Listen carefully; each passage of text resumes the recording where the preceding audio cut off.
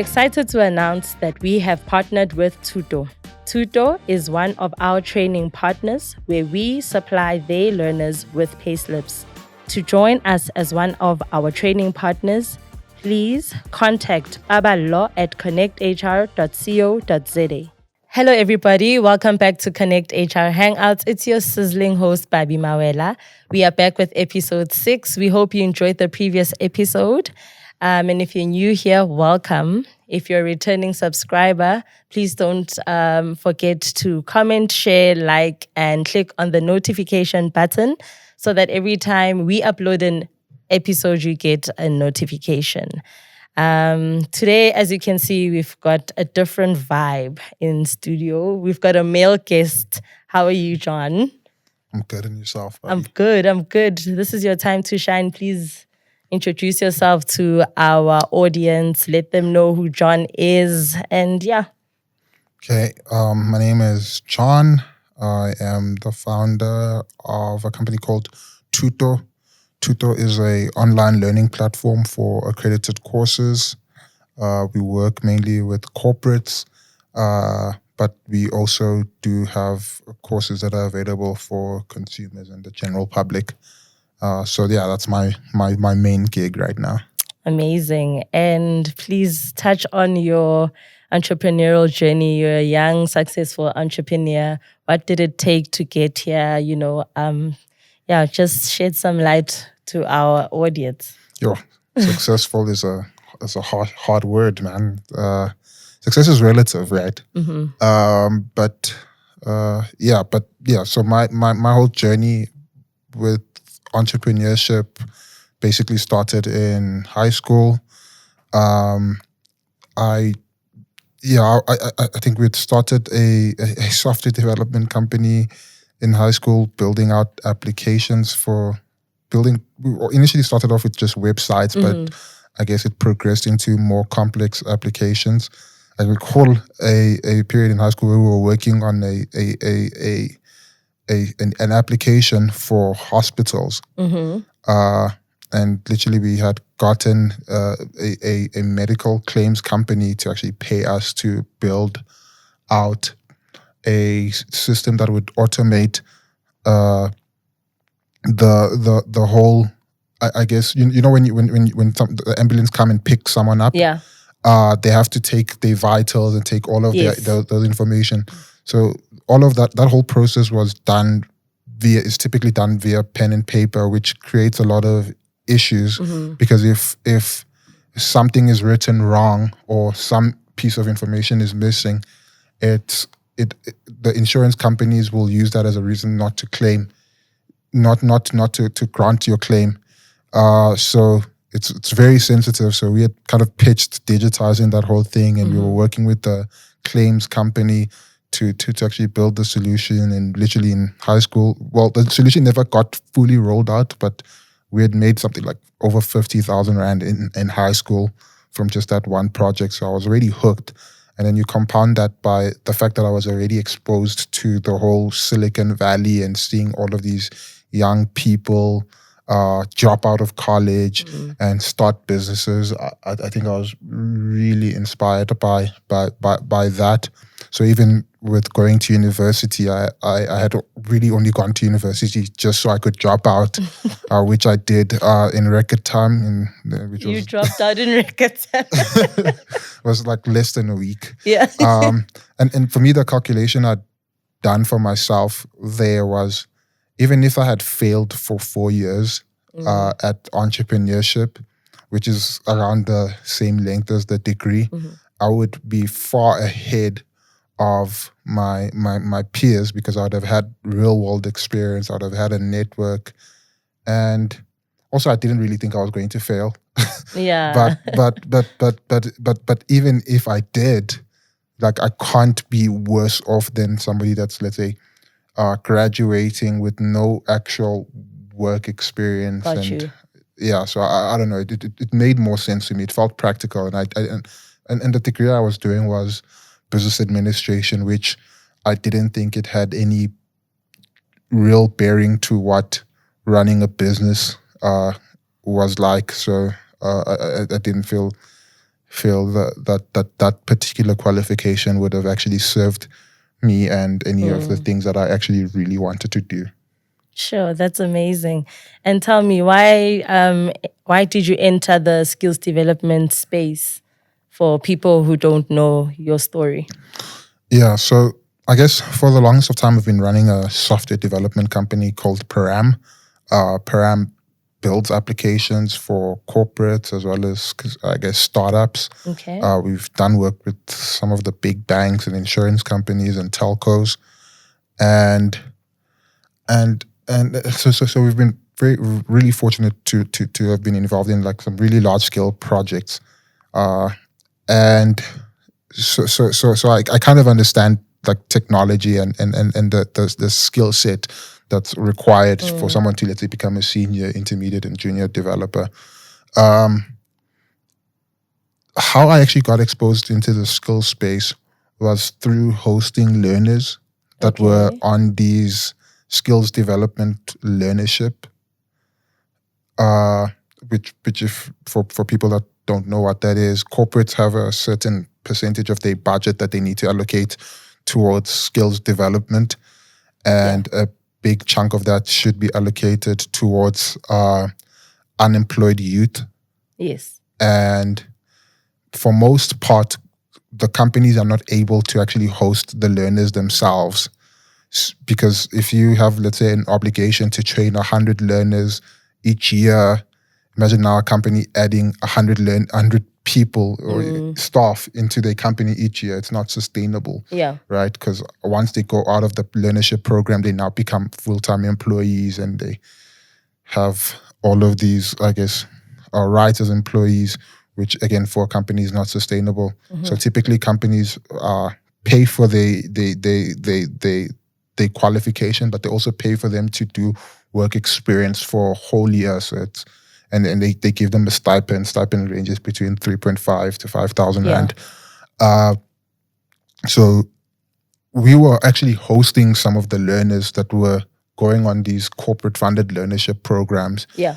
And I think, it was for us to actually find one good person, we would have to interview at least 10 or 20. So I had a big issue with the quality of the learners on the program, as well as the quality of the course content that they were actually getting taught, because it felt like the course content was too generic, and it didn't really give people the necessary skills that they would actually need to actually thrive in the real working world. And to me, it felt like, to be honest, a worse version of university, where it felt like a worse version of university because the quality of the content itself, and then you're trying to do that over a period of 1 year, and you're hoping that this person with not so great quality content is going to be able to be employable.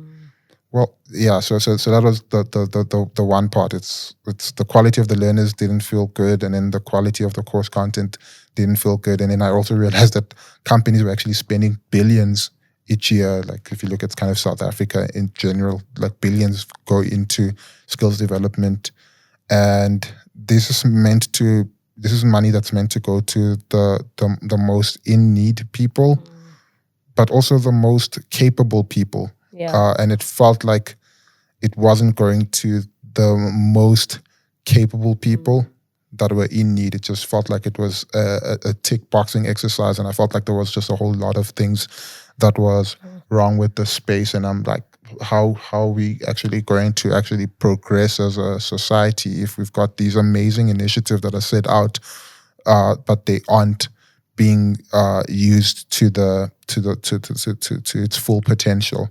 So like people, for example, would say, oh yeah, BE is amazing legislation, or South Africa has amazing legislation all around, but then it's the implementation of it that becomes a problem. So I really felt like skills wasn't really being done well. And I think it's mainly because the incentives misaligned. So the company spends because they have to. Yeah. The learners go onto the program because it's a free stipend, it's a free salary, basically. The training company trains because they can, and to some extent, getting accreditations is not that difficult. Yeah. But nowhere in that whole chain do people think enough about the learner and the outcome for the learner. It felt more like a tick boxing exercise, and I wasn't really happy with that. Especially because I'm also young and I see like my peers going through these programs, and I'm like, they don't actually really stand a chance.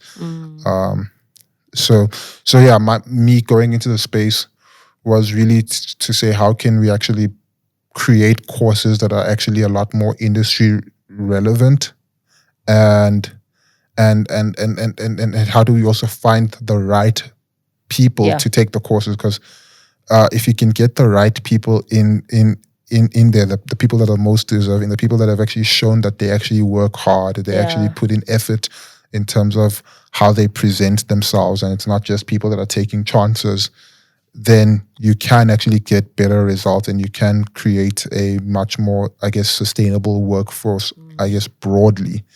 And then I think that extends my vision for Africa in general. I think if Africans could be a lot more, I don't want to say educated, because sometimes education almost assumes that they have to go to, let's say, the traditional university, which is not necessarily the path that I entirely agree with, mainly because I don't think university should be that long. So I think my vision is for African, like the young Africans, to become lifelong learners. They should become a lot more adaptable, or must have greater abilities to adapt, and part of that is embracing online learning, because I think too often people think that the only place you can learn is university. And I think that's a bit problematic, because if you actually look at the actual workforce and the actual skills that are actually in demand, a lot of it revolves around software that universities don't teach. Yeah. So for example, if you're in HR, you're going to be using Sage or Workday. Or Connect HR. Yeah, exactly, 100%. If you are in procurement, you're using SAP or some variation of those tools. If you're in marketing, you're using Facebook, Hootsuite. If you're in software development, you're using kind of React, AWS. These are all kind of technologies and softwares that were built by people. The universities don't teach those tools. Instead, they kind of teach like these generic acronyms that people don't even really use in the real world. And the return on investment isn't the greatest. I think I'm digressing. Sorry. No. I hear you. Yeah. Okay. And I like what you have just mentioned now, because I actually wanted to touch on how Thooto and Connect HR have partnered. And I want to hear your view on, do you see value in skills development agencies partnering with companies like Connect HR, providing pay slips to learners, etc.? What's your view on that? Yeah, 100%. I think that if the processes can be managed while the admin portion of running the programs, then I think it leaves the institution with enough time to actually focus on the things that actually matter, which is educating the learners, and not a whole ton of paperwork and admin. And I think maybe that's also part of why a lot of the programs aren't being run well, is because I don't think a lot of the institutions and the training companies have the right technologies to allow for them to be a lot more efficient, and instead they spend a lot of time working with bad systems that cause a lot of issues down the line, and they spend time kind of reacting to these issues instead of actually making the best quality course possible. That's an amazing answer, John. And what does the future of learning look like? You mentioned online training a lot. And I believe that a lot of agencies still use the traditional method of training learners. How does that look like for you? Yeah, so the future of learning is definitely personalized. I think in the next 5 to 10 years, I think everyone will have their own AI tutor that's going to be able to teach them anything, and they'll have infinite amount of patience to deal with each person's individual needs. I think what people will be learning the most in school is how to think and how to communicate, as opposed to these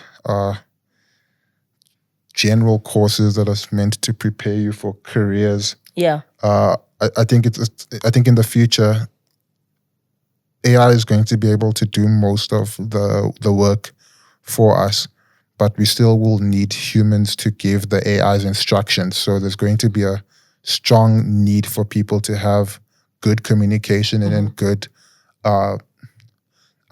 business analysis acumen. So can they understand business requirements, and then can they communicate it to an AI?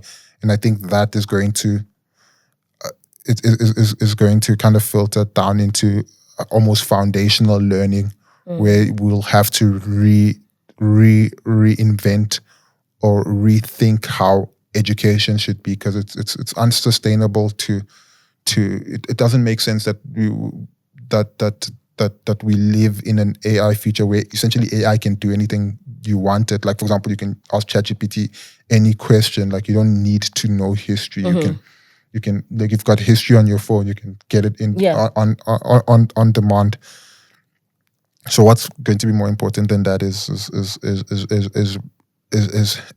understanding how to communicate and how to understand things and how to analyze things. I find it very scary, to be honest, but that's the future for us. And you mentioned something very important about quality of learners, your experience with interacting with the caliber of learners that you were once working with. What's the advice that you would give to our audience, which majority of our audience are learners on programs? What's the advice that you would give to them as a young entrepreneur that you are, and as someone who, adds value in the space? I think the advice I'd give is just learn how to learn. I think those are the most important things, because I don't entirely buy into the whole concept of, oh, I'm very passionate about this industry, or I'm passionate about this or that. Like, and let me tell you why. Like, only less than 30% of people that go to university end up working in the career that they studied. Yeah, true. So let's assume all of the people that go to university are passionate about the whatever topic they're studying, which we know they aren't. Like, some of them are being pressured by their parents, and true, and maybe they think it's a good job opportunity, and like that field is going to be in demand, whatever. The chances of you actually getting into that space is actually low. I think how you can actually ensure that you are able to get some sort of a job, or in fact get the job that you actually do want, whatever it may be, is learning how to find the particular skills that are required to do that job. So let's say you want to be a software developer, for example. First understand what does a software developer do? What are the different options within software development?